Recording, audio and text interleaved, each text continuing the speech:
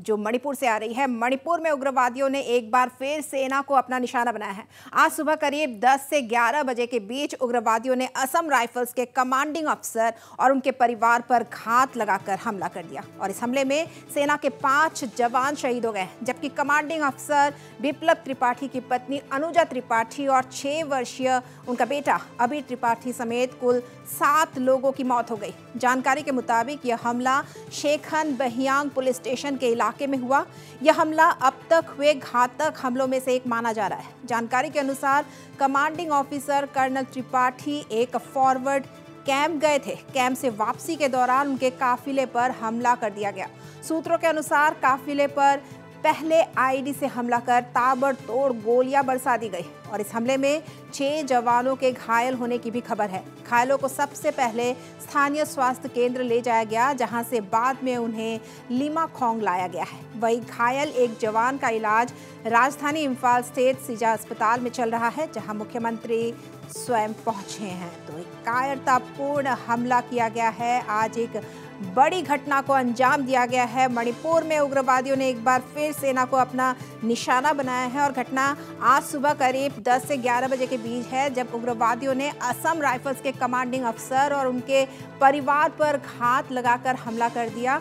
आपको बता दें कि इस हमले में सेना के 5 जवान शहीद हो गए हैं, जबकि कमांडिंग अफसर बिप्लब त्रिपाठी की पत्नी अनुजा त्रिपाठी और उनका 6 वर्षीय बेटा अबीर त्रिपाठी समेत कुल 7 लोगों की मौत हो गई। और जो जानकारी आई है उसके मुताबिक यह हमला शेखन बहियांग पुलिस स्टेशन के इलाके में हुआ और यह हमला अब तक हुए घातक हमलों में से एक माना जा रहा है। और जानकारी के अनुसार कमांडिंग ऑफिसर कर्नल त्रिपाठी एक फॉरवर्ड कैंप गए थे और कैंप से वापसी कर रहे थे और उसी दौरान उनके काफिले पर घात लगाकर हमला किया गया। सूत्रों के अनुसार काफिले पर पहले आईडी से हमला कर ताबड़तोड़ गोलियां बरसाई गई और इस हमले में 6 जवानों के घायल होने की भी खबर है। घायलों को सबसे पहले स्थानीय स्वास्थ्य केंद्र ले जाया गया, जहां से बाद में उन्हें लिमाखोंग लाया गया है। वहीं घायल एक जवान का इलाज फिलहाल राजधानी इम्फाल स्थित सिजा अस्पताल में चल रहा है, जहां मुख्यमंत्री एन बीरेन सिंह स्वयं पहुंचे हैं। तो ये बड़ी खबर है। आज दिन भर की सुबह 10 से 11 बजे के बीच की ये वारदात है। मणिपुर में सेना की टुकड़ी पर हमला किया गया है और इसमें सिजा अस्पताल पहुंचे मुख्यमंत्री एन बीरेन सिंह और इस दौरान मुख्यमंत्री एन बीरेन सिंह ने इसे कायराना हमला बताते हुए इसकी तीव्र निंदा की है।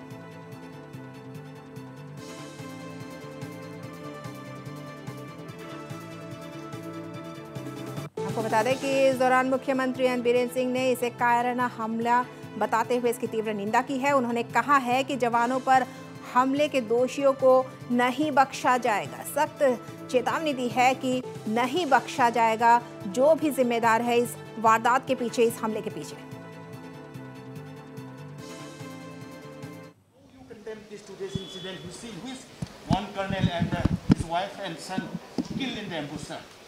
No, that's actually, I condemn it in the strongest term, and it is a cowardly act, and we will hand down the culprits, and we will book according to law. Do you have any input that which militant outfit could have involved in this ambush?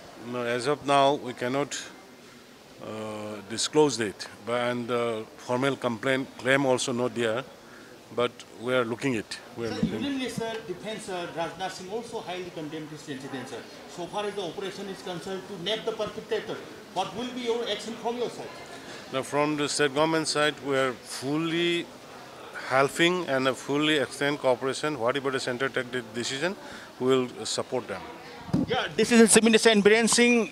Right now, he's in the hospital. He already physically visited one of the soldiers who injured in this ambush and treating at the Sija hospital. And yes, talking to the media persons, he just stated that this ambush is a highly condemnable. And he also condemned today's incident in which one colonel, his wife and his son killed in the ambush. And yes, so far as the operation is concerned, to nab the perpetrators, coordinating with the center forces and state forces going to launch a widespread combing operation so that the perpetrators should be booked at the earliest. Only one has arrived here. Out of the injured, only one has arrived here. So do you have the name, sir? He's Subir Paul from West Bengal. He's 46 years old. 46 years. So what is the condition of this soldier? He is stable, generally stable, but he has got multiple injuries in the right arm. He has got all 3 bones fractured. There is a splinter in the upper thigh on the right side, and his right mandible is also broken because of foreign body, but no foreign body in the or no injury in the chest and the abdomen, which is lucky for him, and head is also normal. Okay, so the conditions of this injured person is stable, sir. As of now, stable, but it can be critical anytime. We have to be careful all the time, and he's being taken for surgery now to remove the splinters and stabilize his fractured bones.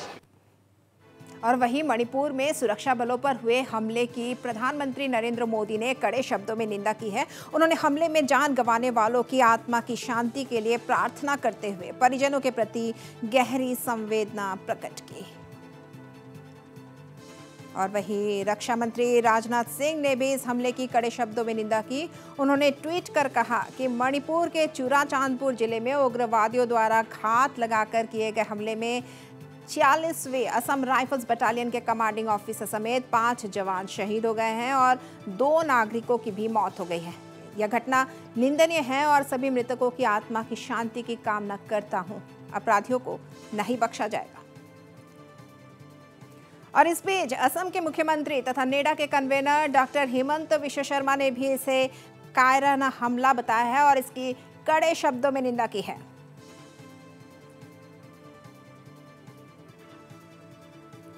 लगातार इस घटना की निंदा हो रही है। प्रधानमंत्री, रक्षा मंत्री राजनाथ सिंह समेत अब मुख्यमंत्री हिमंत विश्व शर्मा की भी प्रतिक्रिया सामने आई है। नेडा के कन्वेनर मुख्यमंत्री असम के मुख्यमंत्री हिमंत विश्व शर्मा की भी प्रतिक्रिया सामने आई है। ट्वीट किया है उन्होंने, कायराना हमला बताया है इसे और कड़े शब्दों में निंदा की है।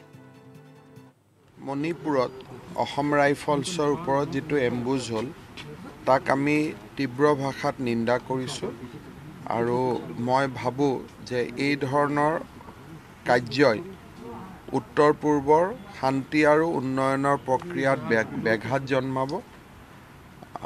মই নিশ্চিত যে মণিপুৰ চৰকাৰে এই ক্ষেত্ৰত উপযুক্ত ব্যৱস্থা গ্ৰহণ কৰিব। और इधर त्रिपुरा के मुख्यमंत्री बिप्लब देब ने ट्वीट कर सेना और उनके परिवार पर हुए हमले की कड़ी भर्त्सना की। इसके अलावा भाजपा के प्रवक्ता तथा मणिपुर भाजपा के प्रभारी संबित पात्रा ने भी घटना की कड़े शब्दों में निंदा की है। और वहीं जोमी चीफ एसोसिएशन ने भी घटना की कड़ी निंदा की है और दोषियों को जल्द से जल्द पकड़ने की मांग की। संगठन ने एक विज्ञप्ति जारी कर लोगों से हमलावरों के खिलाफ सुरक्षा बलों द्वारा चलाए जाने वाले अभियान में सहयोग की अपील की है। संगठन ने कहा कि सरकार और सुरक्षा बलों के काफ़ी मशक्कत के बाद चुराचांदपुर में शांति लौटी थी, लेकिन आज की घटना हम सब के लिए चौंकाने वाली है। संगठन ने हमले में शहीद हुए सभी लोगों की आत्मा की शांति की कामना की।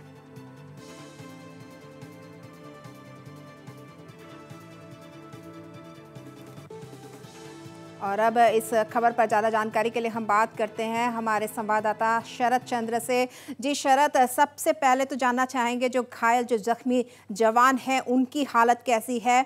जो खबर हम तक पहुंची है एक घायल जवान को सीजा अस्पताल में भर्ती कराया गया है, कितनी इंजरीज है? हाँ बिल्कुल, ये डॉक्टर जोगिंद्रो, ये सीजा हॉस्पिटल की मेडिकल सुपरिटेंडेंट ने नोटिस लाइव से बात करते हुए कहा, हालांकि ये जवान उनका नाम शोबीर पाल, ये वेस्ट बंगाल का रहने वाला है। उनकी हालत गंभीर है, हालांकि स्थिर है। अभी उनकी इलाज सीजा अस्पताल में चल रही है और ये भी पता चला कि सीजा अस्पताल पहुंचने के बाद बाकी अन्य जो घायल हुई जो जवान जो है उनकी इलाज ये Lemkhong army hospital JOC 57 mountain division की जो पूरा हेड क्वार्टर जो है वो लेमखोंग में रहता है और लेमखोंग में भी बाकायदा एक आर्मी हॉस्पिटल है जहां पर अन्य जो जवान जो घायल हुए उनकी इलाज चल रही है। हालांकि जो शुभीर पॉल जो है उनकी स्थिति थोड़ा गंभीर होने के कारण उनको सीजो अस्पताल में शिफ्ट किया गया आज ही दोपहर को, और उनकी इलाज अभी चल रही है। डॉक्टर जोगिंद्रो का कहना है उनकी हालत स्थिर है। हालांकि उनको गंभीर चोटें आई है, काफ़ी गोलियों की जख्म उनकी शरीर पर पाया गया है, और कई जगह पर उनको गोली लगने के कारण फ्रैक्चर भी हुआ है। शायद आज शाम को उनकी ऑपरेशन होगी और उसके बाद ही उसकी रेख देख जो है सीजो अस्पताल की एक स्पेशल डॉक्टर की टीम उनकी रेख देख चल रही है।